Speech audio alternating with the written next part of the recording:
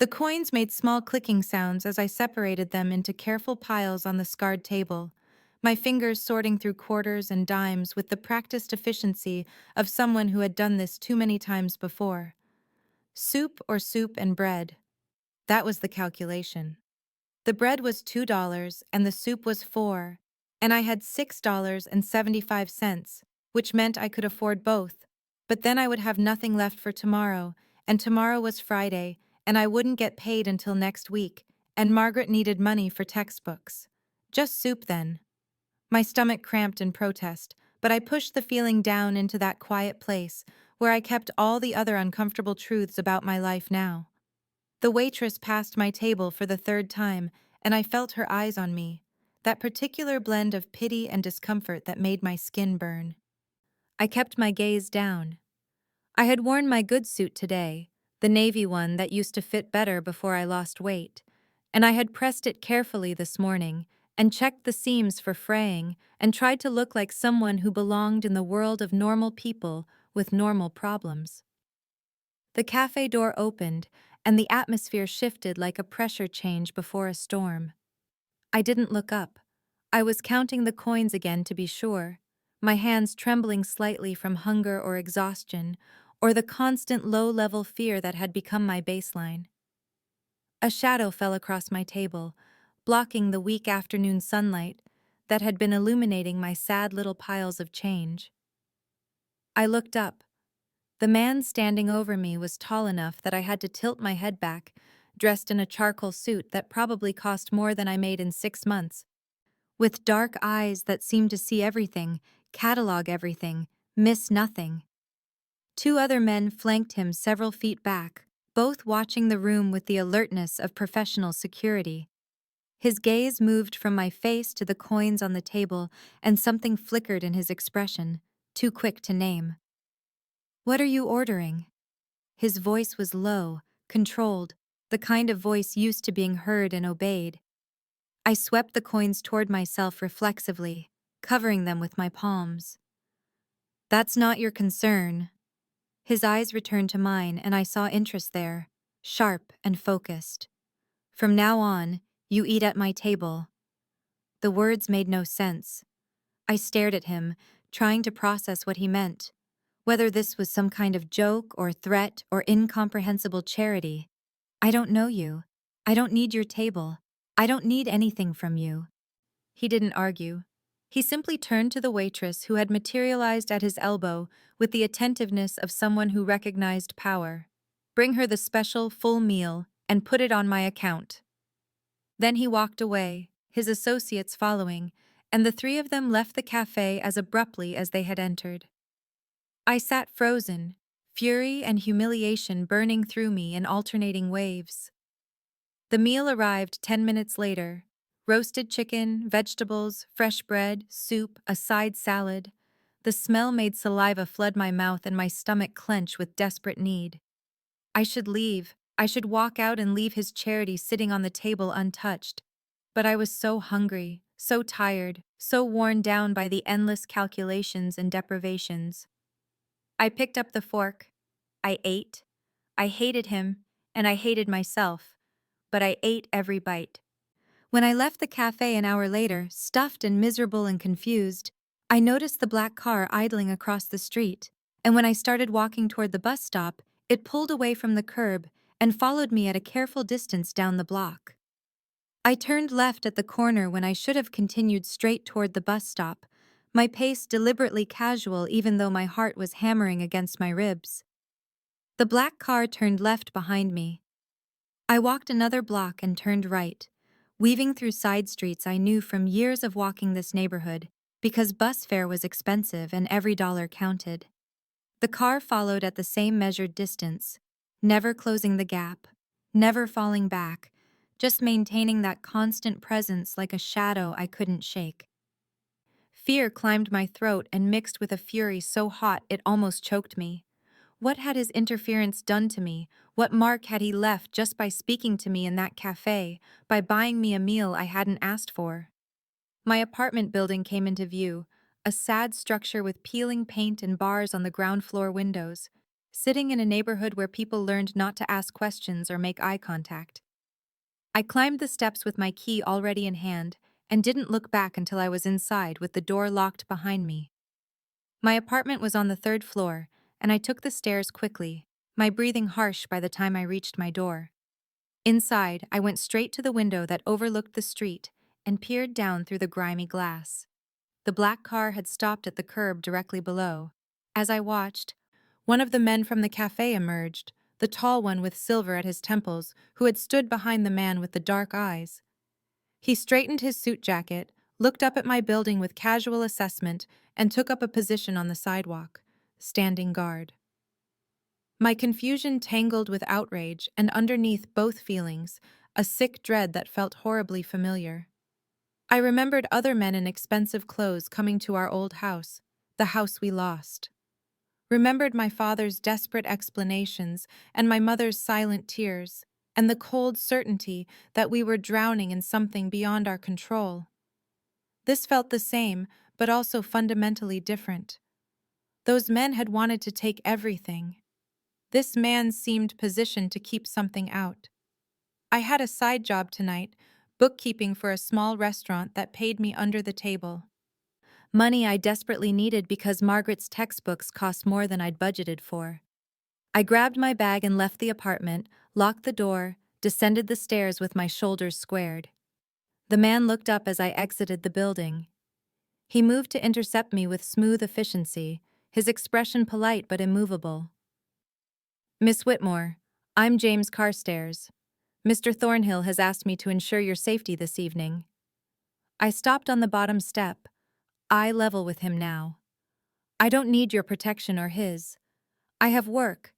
I'm afraid I can't allow you to leave unaccompanied." His tone was apologetic, but his body language was clear. He wasn't moving. This is insane. I don't know him. I didn't ask for any of this. I have bills to pay and a job to get to, and you're in my way. Nevertheless, I have my orders.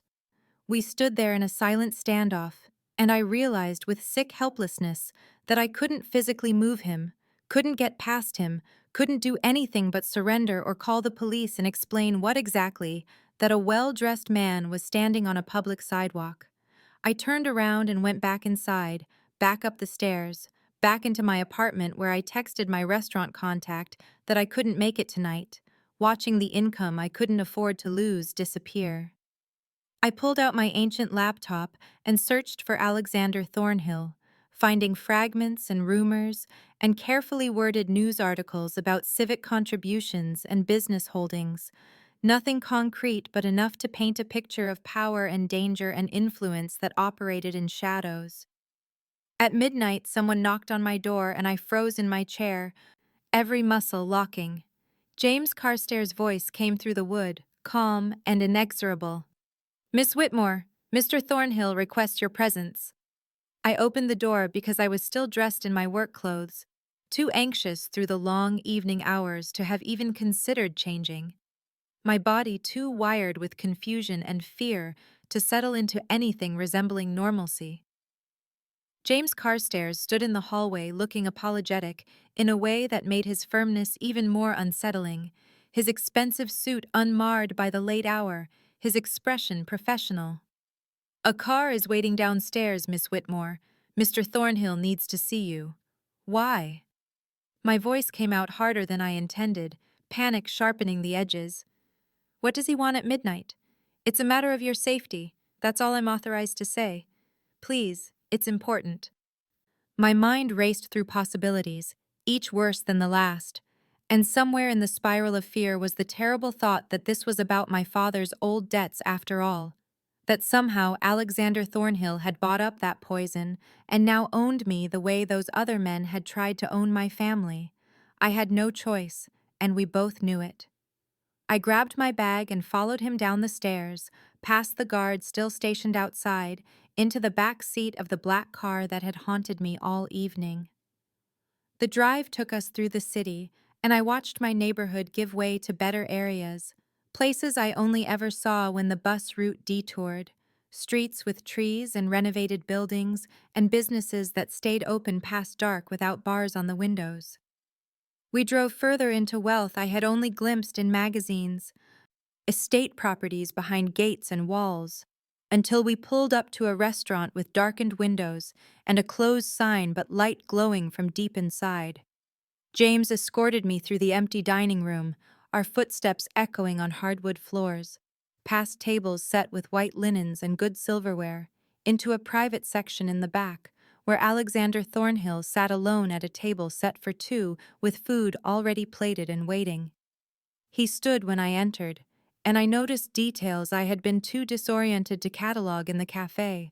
His height that made me feel small, the way his suit fit his frame like it had been made for him, because it probably had, the thin scar along his jaw that suggested violence survived, his dark eyes that seemed to see through skin and bone straight into the messy, desperate core of me. "James, give us the room." His voice was quiet, but James left immediately, the door closing with a soft click. I didn't sit. I stood just inside the doorway with my hands clenched on my bag and demanded the explanation I was owed. "Why am I here? What is this?" Alexander gestured to the chair across from him, his movements controlled and precise. "You're in danger because you were seen with me this afternoon. My enemies will have noted my interest.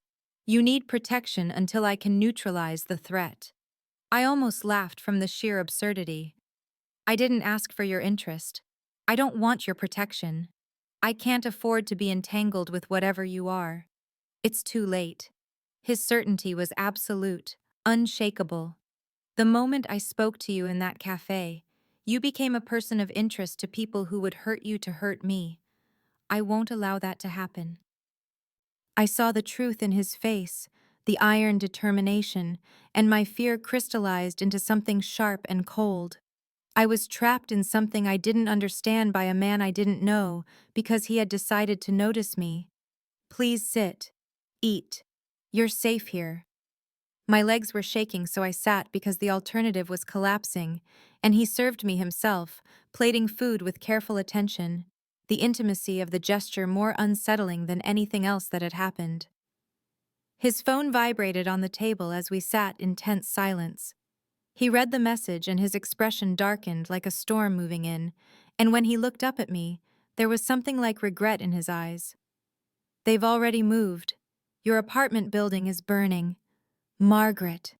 The name ripped from my throat before I could think, before I could process anything beyond the terror that my sister sometimes stayed at my apartment when her roommate's boyfriend visited, that tonight was Tuesday, and Margaret had an early class on Wednesdays, and she might have been there. Might have been inside when they set the fire. Alexander was already speaking into his phone, his voice sharp with command, and I lunged across the table trying to grab it from him, needing to call her myself, needing to hear her voice. He caught my wrists with his free hand, gentle but immovable, his dark eyes locking onto mine with an intensity that cut through my panic. "Breathe. Tell me who Margaret is." "My sister." The words came out broken and gasping. "She's 22. She has class tomorrow morning. Sometimes she stays over to save on transit. I don't know if she was there tonight. I don't know." Alexander spoke into the phone without releasing my wrists, his grip the only thing keeping me tethered to reality. "James, verify if anyone was inside the building. Check hospitals. Margaret Whitmore, 22, possible overnight guest. Send someone to the university, find her now." My legs gave out, and I collapsed back into the chair, shaking so violently my teeth chattered. Alexander ended the call and moved around the table, kneeling beside my chair in a shift of power dynamic that would have shocked me if I could feel anything beyond terror. His hand settled on my shoulder, warm and solid, his voice low and absolutely certain. "My people will find her. She'll be safe." I couldn't process his nearness, couldn't think about anything except Margaret scared and hurt, or worse. Couldn't breathe around the image of flames consuming the building that had been my home for 3 years. The minutes stretched like hours. Alexander stayed exactly where he was, kneeling beside me with his hand on my shoulder, his presence solid and grounding in a way I hated, because I shouldn't need his touch to keep from shattering. His phone rang and he answered immediately. James. Tell me. I watched his face for any flicker of bad news, my heart suspended between beats. Margaret Whitmore was not in the building. We've located her at the university library, East Wing study rooms. Security detail is en route to collect her. The sob that tore from my chest was relief and residual terror mixed together, and Alexander's hand tightened on my shoulder. She's safe. We're going to get her now and bring her somewhere secure. I nodded because I couldn't speak, and he helped me stand with surprising gentleness for a man who commanded with such absolute authority. The drive to the university passed in a blur of streetlights and Alexander's quiet explanations. Victor Ravenscroft, a rival who's been looking for leverage. You became that leverage the moment I showed interest in you. Eleanor, I need you to understand that anyone close to you is now categorized as a vulnerability he can exploit. The guilt crashed over me in waves. Margaret was in danger because of me, because some crime lord had bought me lunch and I'd been too hungry to refuse it. This is my fault, I whispered. Alexander's response was immediate and firm. This is my fault. I made the choice to approach you. I knew the risks. I'll fix this. We pulled up to the library, and I saw Margaret emerging between two men in dark suits, her face pale with fear and confusion, her backpack clutched to her chest like a shield. I was out of the car before it fully stopped, running to her, my hands reaching for her face and shoulders to verify she was real and whole and unharmed. Ellie, what's happening? Why are these men? What's going on? I couldn't answer because I didn't have answers that would make sense, could only hold her and feel her trembling against me. Alexander approached with measured steps, his attention moving between us and the surrounding darkness with the focus of someone expecting threats. We need to move. Now. Margaret's terrified eyes found him, and I saw her recognize the danger in him, the power. Who is that? I'll explain everything, I promised, knowing I had no idea how to explain any of this. Alexander gestured toward the cars, and we started moving as a group, his men forming a protective circle. We were 10 feet from the vehicles when the first shot cracked through the night, and Alexander slammed into both of us, his body driving us down behind the nearest car as the world exploded into gunfire and chaos. The world became nothing but noise and terror, the sharp crack of gunfire splitting the night air, while Alexander's weight pressed me and Margaret down against the cold pavement behind the car. Margaret was screaming, her voice raw and animal, and I could feel her body jerking with hysterical sobs beneath me as I tried to cover her with my own frame even though Alexander covered us both. His breathing was harsh near my ear, his chest against my back, his arms bracketing us as more shots rang out, and his men returned fire with methodical precision that suggested this was not the first time they had protected their employer under assault. The smell of gunpowder burned my nostrils, acrid and chemical, mixing with the strange awareness of Alexander's cologne, something dark and expensive that my brain registered even through the absolute chaos, and I hated myself for noticing anything except survival. The gunfire stopped as abruptly as it started, the silence somehow worse than the noise, ringing in my ears like the aftermath of an explosion. Alexander did not move immediately, his body still sheltering ours, tension coiled in every muscle as he waited for confirmation that the threat had passed. "Are you hurt?" His voice was low and controlled near my ear, steady despite the violence. I could not speak, could only shake my head in a jerky motion that might have been a nod or a denial, my throat closed with fear. Margaret. Check Margaret. The words came out broken, and I forced myself to twist beneath his weight, reaching for my sister's face, finding her eyes wild and unseeing with terror, but her body intact, no blood, no wounds. "She's okay," I managed, and Alexander lifted off us with surprising gentleness, rising to a crouch and pulling us both up with strong hands that steadied me when my legs threatened to give out. Across the street I saw them, Two bodies sprawled on the pavement in the unnatural poses of death, dark pools spreading beneath them, and my stomach heaved. I turned away, gagging, and Alexander moved instantly to block my view, his hand on my chin directing my face toward his instead. "Look at me, Eleanor. We need to move now." I focused on his eyes, dark and intense, using them as an anchor, while he guided both Margaret and me toward the armored SUV, his men forming a protective circle as we moved. Margaret was crying in loud, gasping sobs, demanding answers that neither of us could give, and I held her against me as Alexander slid into the seat beside us, and the vehicle began moving before the door fully closed. "What did you do?" Margaret turned on me with terrified fury, her face blotchy and wet. "What did you do to make this happen?" "I'm sorry." The words were ash in my mouth, inadequate and hollow. "I'm so sorry." "Your sister did nothing wrong." Alexander's voice cut through Margaret's rising hysteria with absolute authority. I made a choice that had consequences. I approached Eleanor. I involved her in my world. "I'm responsible for this situation, and I will resolve it."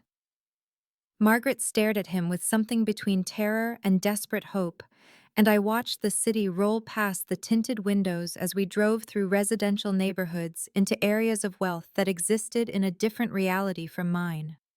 We passed through massive iron gates that closed behind us with electronic precision, up a curved driveway to a mansion that looked like something from a movie, all clean modern lines and walls of glass lit from within.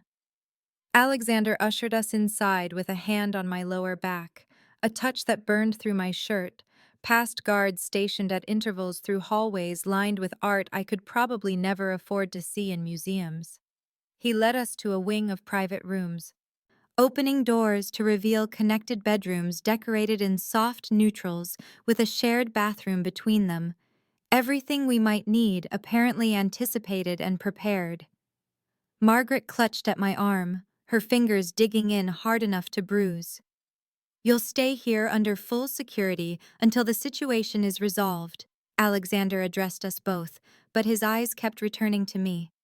"Days at minimum, possibly weeks." My life was gone, shattered into pieces I could not imagine reassembling, and I stood in a stranger's mansion wearing yesterday's clothes, with my sister's terrified breathing loud in my ears. "We'll talk in the morning," Alexander said to me specifically, his attention heavy and weighted with things beyond duty or obligation. "You need rest." But his eyes told a different story, something personal and intense that made my breath catch despite everything. He turned to leave and I found my voice before he reached the door. The question that had been burning since the café. "Why did you approach me at all? What made you notice me?" He paused with his hand on the doorframe, looked back over his shoulder, and for just a moment, the mask of control slipped, and I saw something raw and vulnerable in his expression before he answered. "You looked like someone trying to stay invisible but failing completely." The words hung in the air after he left, the door closing with a quiet click that somehow felt louder than the gunfire from hours before. And I stood frozen in the center of the room trying to parse what he meant, what any of this meant. "Eleanor." Margaret's voice was sharp and frightened behind me, her hand gripping my arm hard enough to hurt. "What is happening? Who is that man? Why are we here?" I turned to face my sister and saw the terror in her eyes, the accusation already forming, and I had no defense to offer. "I met him 2 days ago in a café." The explanation sounded absurd even as I spoke it. "He bought me lunch. He said I would eat at his table from now on." I thought he was just some wealthy man being presumptuous. I didn't know who he was or what it would mean. Margaret's face went white, then red. "You got us tangled with a criminal because he bought you lunch." The words were knives, and I couldn't deflect them because she was right. I had accepted his meal when I should have walked away hungry, had eaten every bite while knowing something was wrong. "We need to call the police." Margaret pulled out her phone with shaking hands. "We need to tell them we're being held here, that people shot at us, that our apartment was burned." I caught her wrist before she could dial. The police can't help us, I said quietly. These people operate beyond whatever protection the law can offer. If we run, if we try to use normal channels, we'll be dead before anyone can respond. You don't know that, Margaret's voice broke. You're scared and you're not thinking clearly. We can't just stay here as prisoners. The argument that followed was fierce and whispered, both of us aware of the guards somewhere in the hallways beyond our doors. Both of us exhausted and terrified, and turning on each other because there was no one else to blame. Margaret cried, and I held her and apologized over and over for dragging her into this, and eventually we collapsed into one of the beds together like we used to as children when thunderstorms scared us, seeking comfort in proximity, even when comfort felt impossible to find.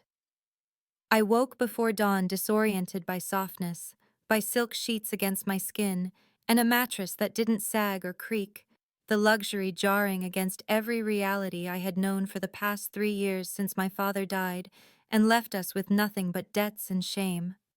Margaret slept beside me with tear tracks dried on her face, and I slipped out carefully, exploring the room in the gray pre-dawn light. The closet held clothes in my size, jeans and sweaters, and soft cashmere that felt like touching clouds, and the bathroom was stocked with toiletries and cosmetics I recognized from store displays I had never been able to afford. Someone had guessed my sizes, anticipated my needs, known me well enough to select these specific things, and the intimacy of that attention made my skin prickle with unease, and something else I did not want to examine. I showered in water that stayed hot, dressed in clothes that fit perfectly, left Margaret sleeping, and ventured into the hallway following the smell of coffee through a house that was silent but watchful. Guards I sensed but did not see. The kitchen was massive and modern, all clean lines and marble surfaces, and Alexander stood at the counter in dark slacks and a gray button-down with his tablet in hand, looking more human than he had in his suits, more accessible. He glanced up when I entered, unsurprised, as if he had expected me at exactly this moment. "Coffee," he offered, already reaching for a second cup. I accepted because my hands needed something to hold, and we stood in the morning light that poured through the windows, the domestic intimacy of the scene strange and unsettling against the violence of the previous night. "How long have you been watching me?" The question came out steady, despite the fear underneath it. 3 weeks, Alexander answered without hesitation. "Since you started eating lunch at that café. I noticed you the first day. I couldn't stop noticing you after that." A chill ran through me. "You've been stalking me." He did not deny it, did not soften it. "I was trying to understand why you affected me before I acted on the impulse. Eleanor, your life was precarious. You were one emergency away from complete catastrophe. Now at least you're safe and fed." I hated that he was right, hated him for seeing my vulnerability so clearly, hated myself for being so transparent. James entered before I could respond, his expression urgent as he moved close to Alexander and whispered something I could not hear. Alexander's face hardened into something cold and dangerous, and when he looked at me again, his eyes held regret and fury combined. "Victor Ravenscroft has made contact. He's demanding a meeting. The price for leaving you and Margaret alone is you. Delivered to him as compensation for my disrespect in protecting someone he considers beneath notice." Terror flooded through me, cold and absolute as the meaning of Victor's demand settled into my bones, and I opened my mouth to speak, but Alexander's voice cut through the air before I could form words, his refusal flat and absolute and utterly certain in a way that left no room for negotiation or debate. James shifted his weight, uncomfortable, and explained in careful terms that Victor Ravenscroft was framing this as a matter of respect, claiming that Alexander had shown weakness by protecting someone Victor considered beneath notice, a nobody from the margins of society who should mean nothing to a man of Alexander's position, and by making her significant through his protection, Alexander had issued an insult that demanded compensation. Victor wanted to take me to prove that Alexander was vulnerable, that his interest could be exploited, that caring about anything outside his empire made him weak. I watched Alexander's expression shudder into something cold and lethal, fury contained behind a mask of control, but visible in the tension of his jaw and the way his hands curled into fists at his sides.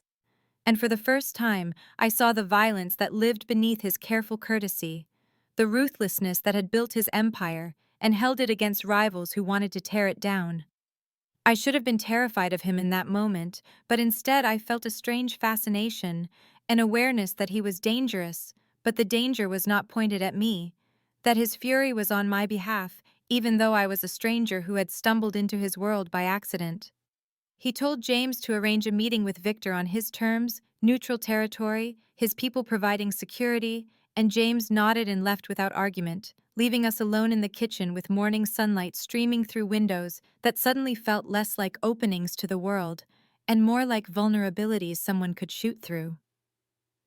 The silence stretched between us, and I forced myself to ask what would happen now, my voice steadier than I felt. Alexander turned to me, and I saw him reimpose control over himself, the mask sliding back into place as he explained in measured tones that there would be a negotiation, a show of force, a reminder of why people did not challenge him without severe consequences. "Will you go to war over me?" I asked. "Over a stranger who means nothing?" He stepped closer, into my space, and I had to tilt my head back to maintain eye contact, as his intensity focused entirely on me like a spotlight that burned. "You are not a stranger anymore, Eleanor. You are under my protection. That means something in my world. Victor knows it. This is not really about you, it is about power and respect, and testing boundaries to see if I have grown soft." But his eyes told a different story, something personal and possessive that had nothing to do with power politics and everything to do with the way he looked at me, like I was something precious he had found and refused to relinquish. I could not look away from him, could not breathe properly with him so close, and the tension between us shifted into something electric and dangerous in an entirely different way. His hand lifted toward my face as if to touch my cheek, and I found myself leaning into the motion before he stopped himself and stepped back, the loss of his nearness somehow worse than the intensity of it had been. "Eat breakfast," he said, his voice rough. "Keep Margaret calm. Stay inside where my people can protect you." Then he left before I could respond, and I stood alone in the kitchen with my heart racing and my hands shaking, unsure whether I was more frightened of Victor Ravenscroft, who wanted to take me, or of Alexander Thornhill, who made me feel things I had no business feeling.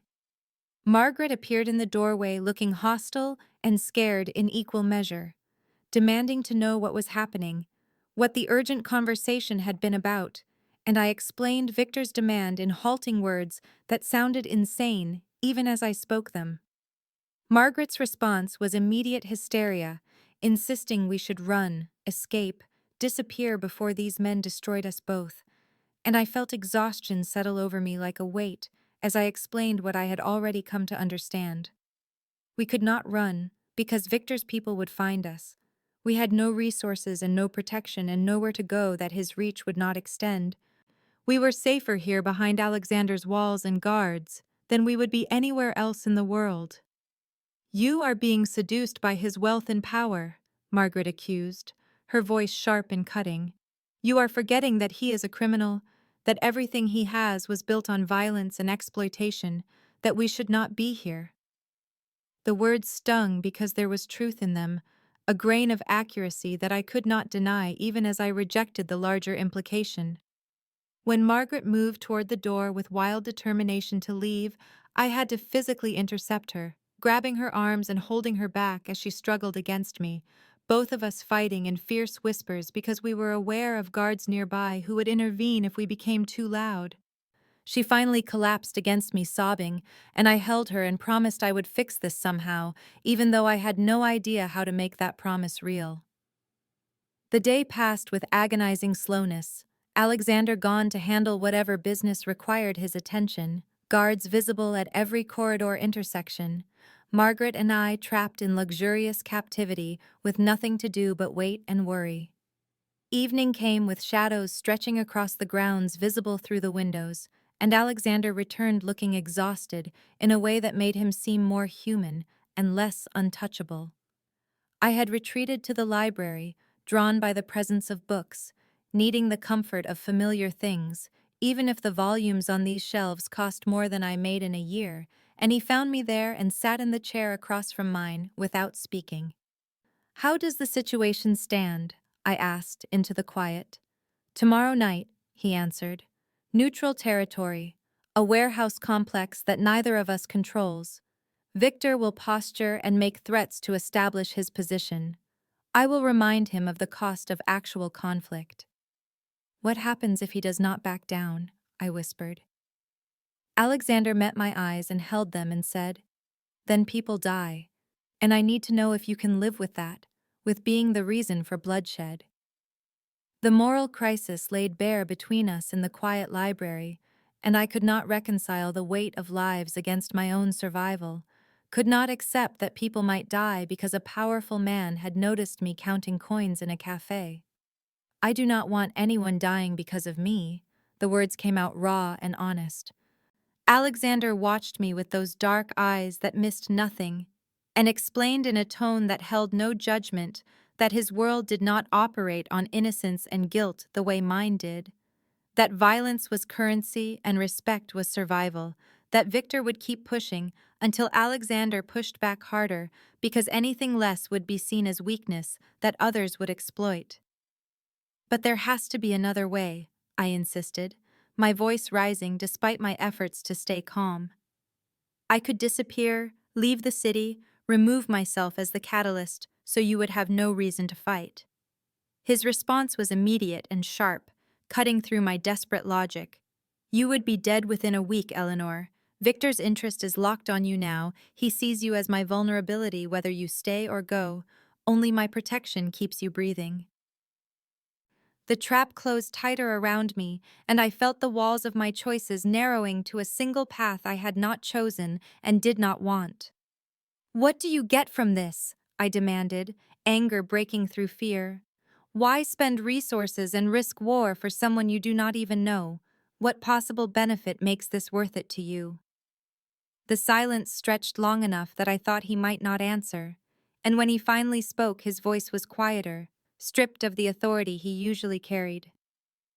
"I am tired of everything in my life being transactional," he said, looking not at me but at his hands. "When I saw you in that cafe counting those coins with such concentration and dignity, trying to calculate if you could afford to eat, something shifted in me.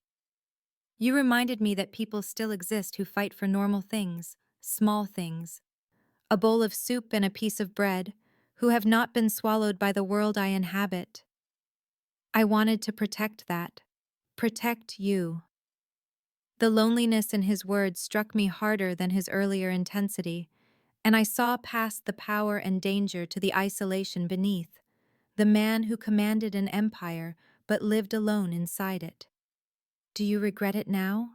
I asked softly, "now that it has gotten so complicated?" "No." The answer came without hesitation, his eyes finding mine again with renewed intensity.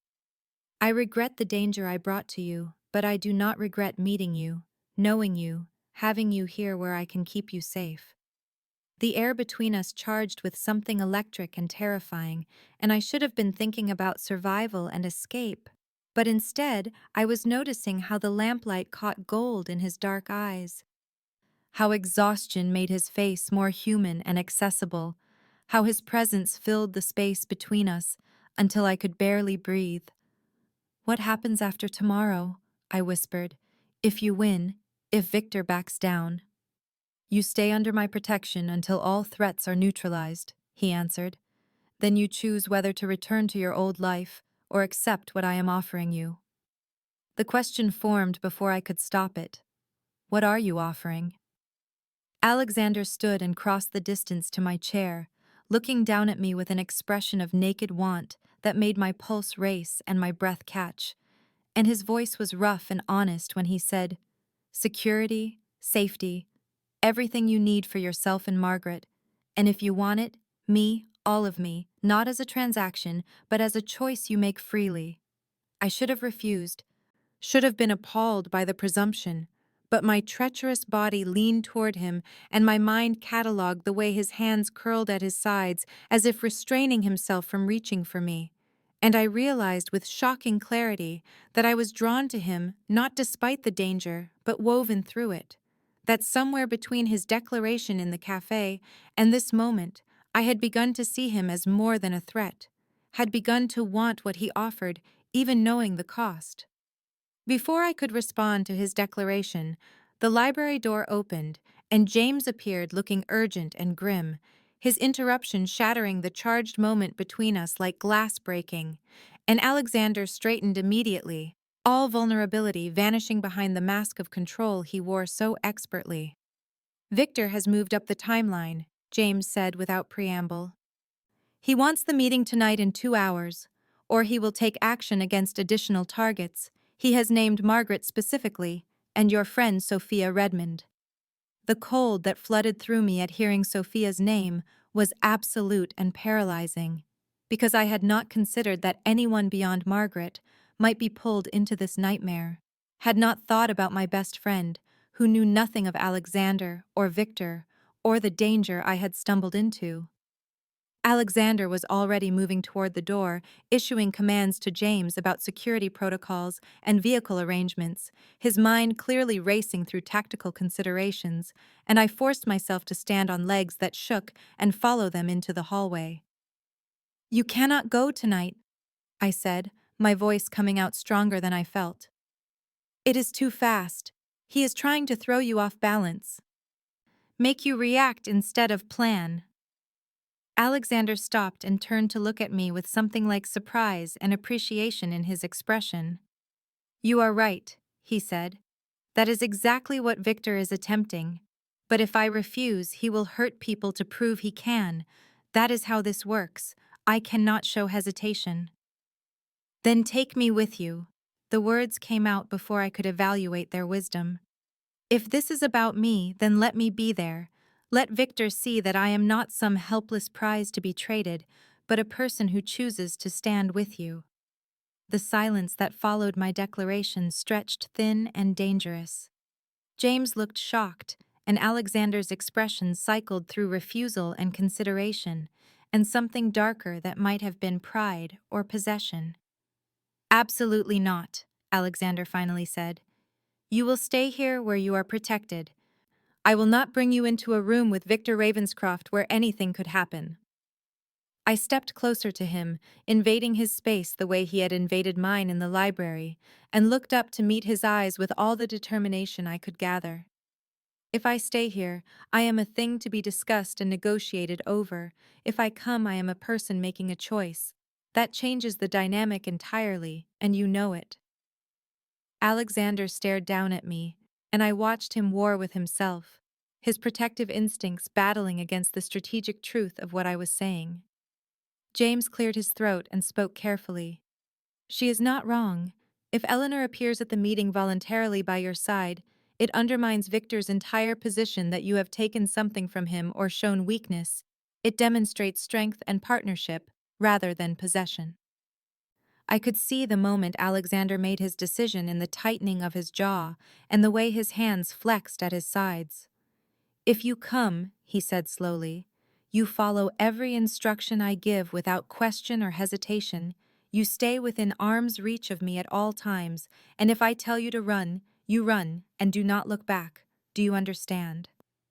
I nodded because I understood I had just committed myself to something terrifying and irreversible, had chosen to walk into danger rather than hide from it, and the look Alexander gave me was complex and intense, and made my heart race for reasons that had nothing to do with fear. The preparation for the meeting consumed the next hours with a speed that left me breathless and disoriented as Alexander transformed before my eyes from the tired man in the library to something harder and more dangerous.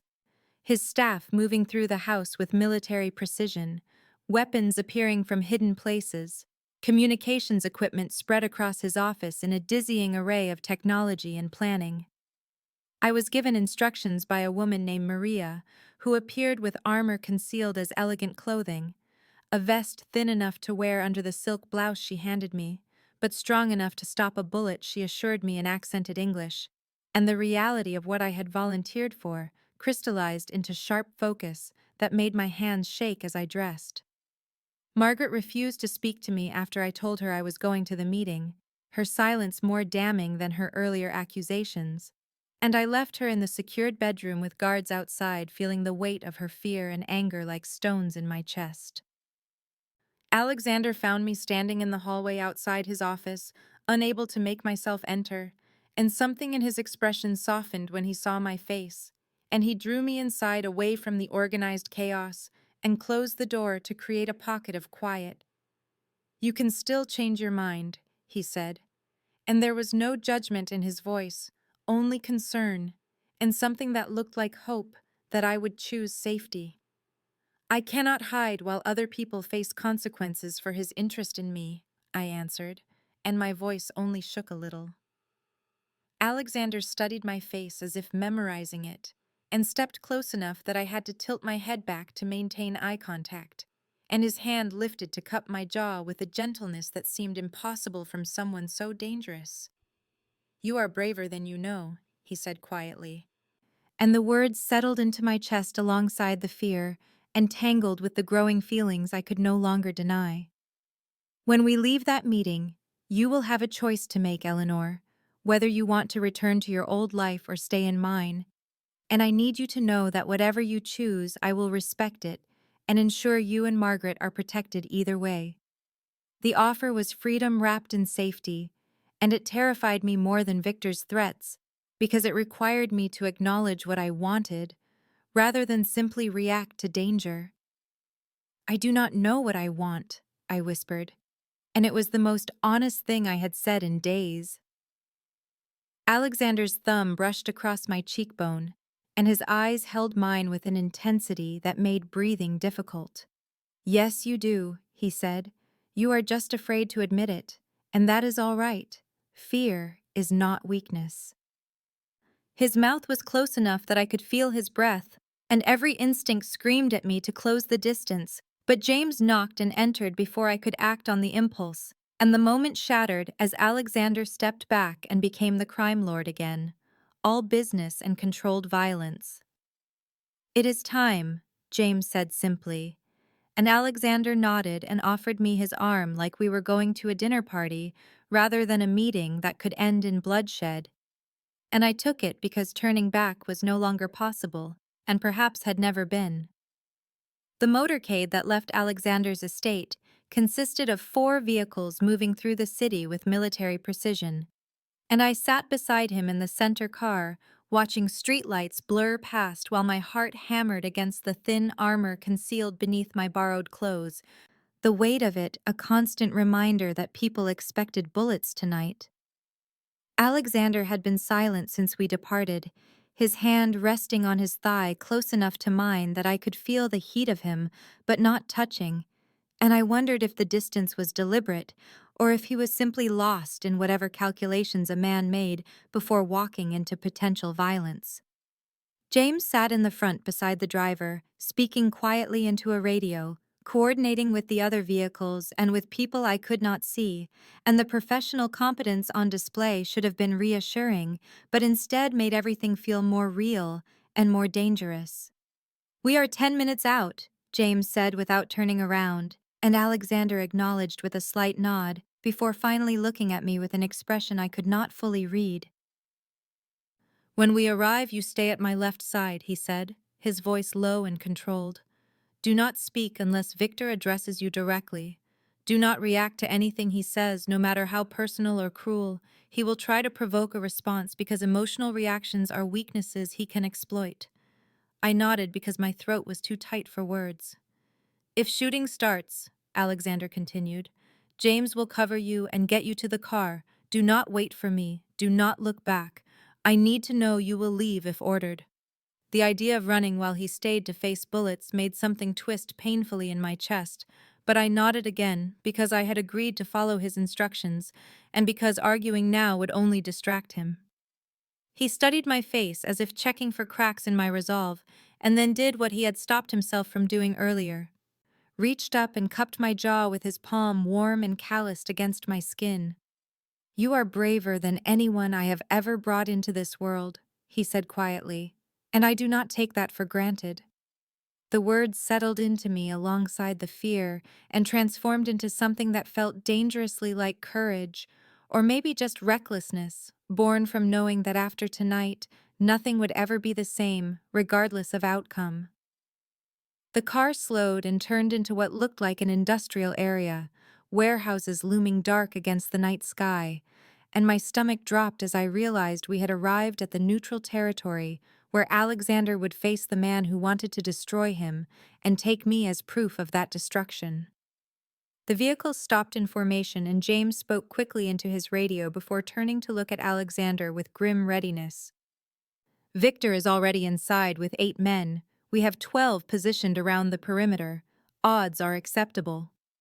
Alexander's hand dropped from my face, and he became something else entirely, all warmth vanishing behind a mask of cold authority that made him look capable of terrible things. "Stay close," he said to me, and then he opened the door and stepped out into the night, and I followed because turning back had stopped being possible the moment I counted coins in a café and caught the attention of a man who ruled the darkness. The warehouse was vast and cold, our footsteps echoing against concrete as Alexander led me inside with James and 4 armed men flanking us in tight formation. And the space opened into what looked like it had once been a loading area, but now stood empty except for a table in the center, with chairs on either side, like some grotesque parody of a business meeting. Victor Ravenscroft waited at the far end with his men arrayed behind him, and even from a distance I could see he was different from Alexander in every way that mattered, where Alexander was controlled and precise. Victor radiated a kind of manic energy that set my nerves screaming, his smile too wide and his movements too loose as he watched us approach. Alexander's hand pressed briefly against my lower back, a touch of reassurance or possibly possession, before he guided me to stand slightly behind his left shoulder as instructed, and I forced myself to breathe slowly and keep my expression neutral, even as my heart tried to beat its way out of my chest. Victor's gaze found me immediately and crawled over my face and body with an assessment that made my skin want to peel away, and his smile sharpened into something predatory as he ignored Alexander entirely to address me directly in a voice that sounded like gravel wrapped in silk. "So you are the woman who made the great Alexander Thornhill forget himself," he said, "and I must admit, I do not see what justifies burning buildings and risking war. You look rather ordinary to me."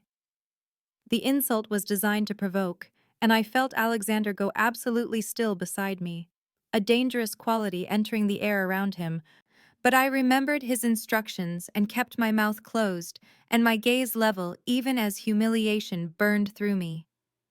Alexander's voice when he spoke was cold enough to frost the air between us. "You requested this meeting to discuss territorial boundaries and the consequences of targeting civilians under my protection," he said, making it clear the subject of my appearance was closed. Victor finally shifted his attention to Alexander, and the amusement dropped from his face to reveal something harder and more calculating beneath. "I requested this meeting to discuss your weakness," Victor corrected, "because a man who goes to war over a poverty case from the wrong side of the city is a man who has lost perspective, and lost perspective leads to lost territory." The words were designed to diminish both Alexander's judgment and my worth simultaneously, reducing our entire situation to a strategic error, and I felt the weight of the accusations settle across my shoulders alongside the guilt I had been carrying since the shooting. Alexander did not rise to the bait, simply stated in that same cold, controlled voice that Victor had burned an apartment building with 16 families inside and killed 2 people in a public shooting, actions that violated every agreement about civilian collateral, and those violations required consequences regardless of the initial target. Victor leaned back in his chair with that too wide smile returning, and said the only consequence he recognized was strength, and Alexander had shown him weakness, had revealed a vulnerability that could be exploited. And in their world, weakness was permission. "I am giving you an opportunity to correct your error," Victor continued, his eyes sliding back to me with hunger that made my stomach turn. Give me the girl for 24 hours, as recompense for the disrespect you have shown by elevating her above her station, and I will consider your debt paid and boundaries restored. The casual way he discussed borrowing me like an object, the specific mention of 24 hours that promised horrors I could not let myself imagine, hit me like a physical blow, and I must have made some sound or movement because Alexander's hand shot back to grip my wrist in warning or reassurance. There is no universe in which that occurs, Alexander said, and his voice carried a finality that allowed no negotiation. Eleanor Whitmore is under my protection permanently. She is not currency and not available for any transaction, and your confusion on this point tells me you have fundamentally misunderstood the situation. Victor's expression shifted from amusement to something colder and more calculating as he processed Alexander's declaration, and the air in the warehouse thickened with tension that felt like it might ignite at any moment, both sets of men behind their respective leaders going rigid with anticipation of violence. You misunderstand your position, Victor said with deliberate slowness, his eyes narrowing as he leaned forward in his chair. You have built your empire on reputation and fear, but both require perception of invincibility, and you have shown me a crack in your armor by elevating this woman above strategic sense. I am simply exploiting the weakness you displayed. Alexander remained utterly still in that way that made him seem more dangerous rather than less, and when he spoke his voice carried a weight that made even Victor's men shift uncomfortably. The only misunderstanding here is yours, Alexander said quietly. You have mistaken protection for weakness and investment for vulnerability. You see a woman I have chosen to shelter, and assume sentiment has made me soft. But what you should see is a man who has sufficient power and resources that he can prioritize what he values without compromise. I felt something twist in my chest at being described as something he valued, the words settling into the confused tangle of fear and attraction that had been growing since the moment his shadow fell across my coins in that café, and I hated that even here in mortal danger part of my mind was cataloging the way he spoke about me with possession and certainty. Victor's smile returned, but it looked sharp enough to cut.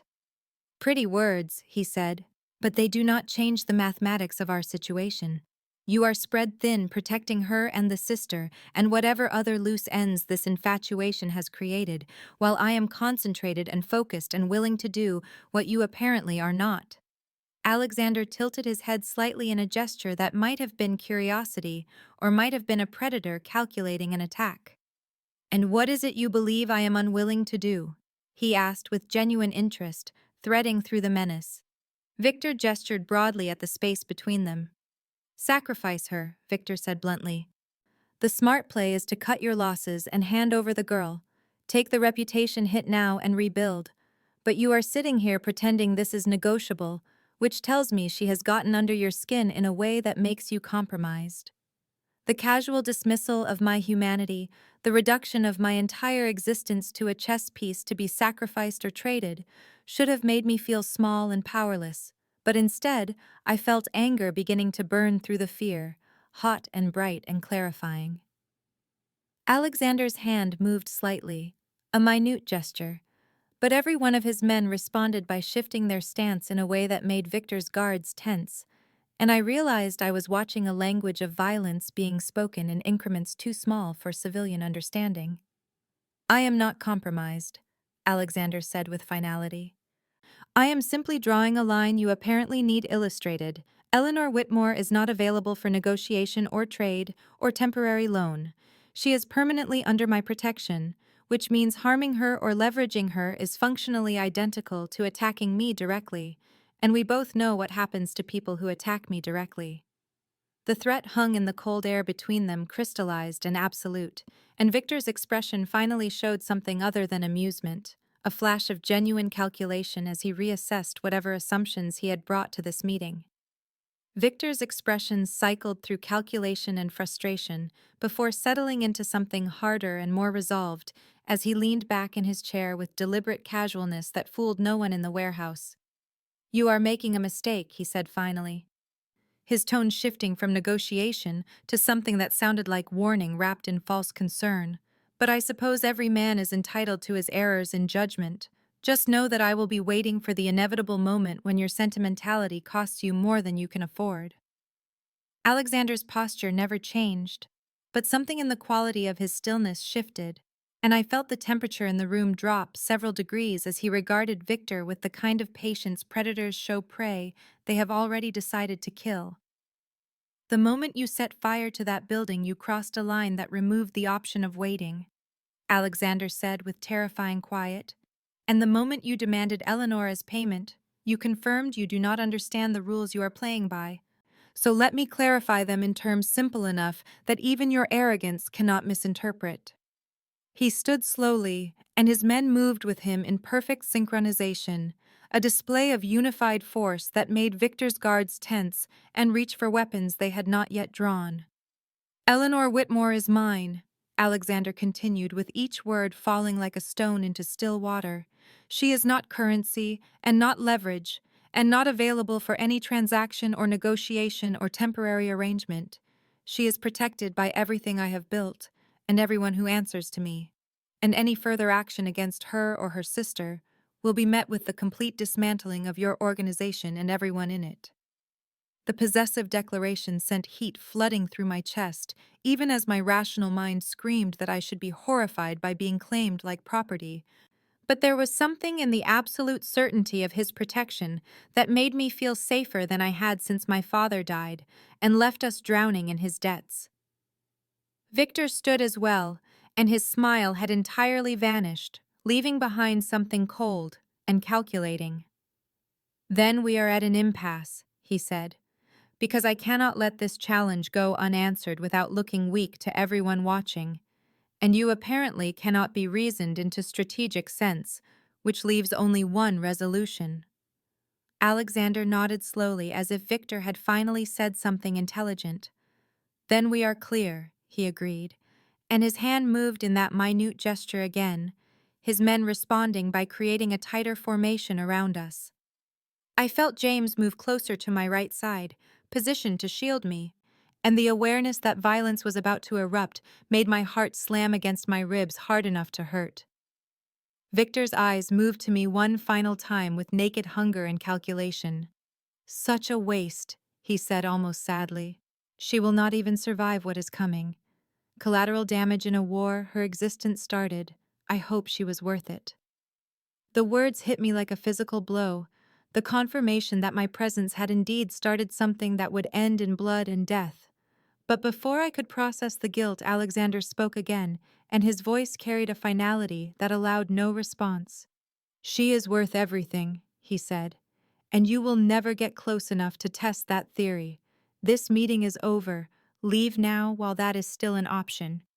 Victor's men moved first, which was their fatal mistake, reaching for weapons with the kind of telegraphed aggression that marked them as less disciplined than Alexander's organization, and in the space between one breath and the next, the warehouse erupted into motion as Alexander's guards responded with brutal efficiency that came from years of working as a unified force.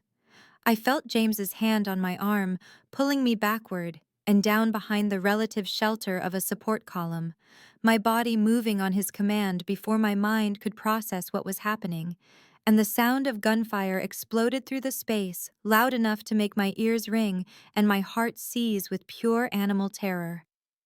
Alexander had moved the moment his men did, drawing a weapon I hadn't realized he was carrying with the kind of fluid grace that spoke of long familiarity with violence. And even through my fear, I couldn't stop watching him as he fired twice with calm precision that dropped one of Victor's guards before the man had fully cleared his holster.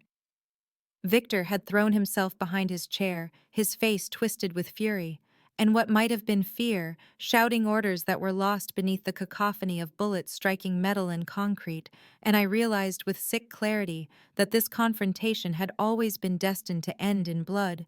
That negotiation had only ever been a pretense for both men to position their pieces before the inevitable violence. The exchange lasted maybe 30 seconds, but felt like hours, my perception stretching each moment into excruciating detail as I watched Alexander move through the chaos with terrifying competence, his body positioned to keep himself between the shooters and the column where James had me sheltered. 3 of Victor's men went down in the initial exchange, Alexander's guards moving with coordinated precision that spoke of extensive training. And then suddenly it was over, the gunfire cutting off as abruptly as it had started, leaving behind only the ringing silence and the smell of cordite thick in the cold air. Victor was on his feet again, his weapon drawn now, but pointed at the ground in a gesture of stalemate, 2 of his remaining guards flanking him with their weapons trained on Alexander's men in a tableau of mutual destruction should anyone fire again. Alexander stood utterly still about 15 feet from Victor, his weapon held with casual competence, his breathing not even elevated despite the violence, and when he spoke his voice carried perfect clarity in the ringing aftermath. "This is your only warning," he said with the kind of calm that was somehow more frightening than rage would have been. "Walk away now and accept that Eleanor Whitmore is permanently off limits. Or continue this, and I will dismantle everything you have built piece by piece until there is nothing left but memory and cautionary tale." Victor's face was flushed with humiliation and fury, his eyes darting to his fallen men and then back to Alexander with visible calculation about odds and consequences. "You have made an enemy today," Victor said finally, his voice tight with barely controlled anger. "This is not finished." Alexander's smile was cold and absolute. "Yes, it is," he said, and then he made a gesture to his men and began walking toward where James had me sheltered, holstering his weapon with the same fluid ease he had drawn it, turning his back on Victor with deliberate dismissal that made the insult unmistakable. Victor's remaining men began backing toward their vehicles with weapons still drawn and eyes fixed on Alexander's guards in a tense choreography of mutual withdrawal, and I watched from behind the column as the rival boss himself turned to leave, with his face twisted into a mask of humiliation and rage that promised future retaliation, despite the clear defeat he had just suffered. Alexander reached my position, and his hand came to rest on my shoulder, with a touch that was both possessive and reassuring, his eyes scanning my face with an intensity that made my breath catch despite the violence still hanging in the air around us like smoke. "Are you hurt?" he asked, for the second time today. His voice low and controlled, but with an undercurrent of something raw that I was beginning to recognize as genuine concern for my safety. I shook my head, because words felt impossible with my heart still slamming against my ribs and my hands shaking from adrenaline and terror. And I hated how small I felt in this moment, how completely out of my depth in a world where men shot at each other over questions of respect and possession. James appeared at Alexander's other side with his weapon still drawn and his attention fixed on the warehouse entrance, where Victor's vehicles were pulling away, with engines roaring in what sounded like automotive fury. "They will regroup and come back harder," James said quietly, and his matter-of-fact tone suggested this was a predictable outcome rather than a worst-case scenario. Alexander nodded slowly as if he had expected nothing less. "Increase security on the house, put additional teams on Margaret's detail, and I want surveillance on every property Victor owns," he ordered with the kind of calm that came from years of managing violence as a business operation. His hand moved from my shoulder to the small of my back, guiding me toward the vehicles with a touch that sent warmth spreading through my body, despite the cold fear still gripping my chest. "We need to leave now," he said, and I could hear the urgency beneath his control, the awareness that staying in this exposed location invited further confrontation. The walk to the SUV felt surreal, my feet moving automatically while my mind struggled to process what I had just witnessed, the casual brutality of the exchange. The bodies of Victor's guards still visible in my peripheral vision like grim reminders of how high the stakes had become. Alexander handed me into the vehicle with surprising gentleness, his touch lingering a moment longer than necessary, and then he was sliding in beside me with James taking the front passenger seat and the vehicle already moving before doors fully closed. The silence stretched thick and oppressive as we pulled away from the warehouse district, the driver taking turns with obvious tactical consideration, while James maintained constant communication through an earpiece with other teams I could not see. I stared at my hands in my lap and noticed they were still trembling, and I felt the weight of Alexander's attention on me like a physical pressure, even though he was not speaking. The enormity of what had just happened began settling into my bones.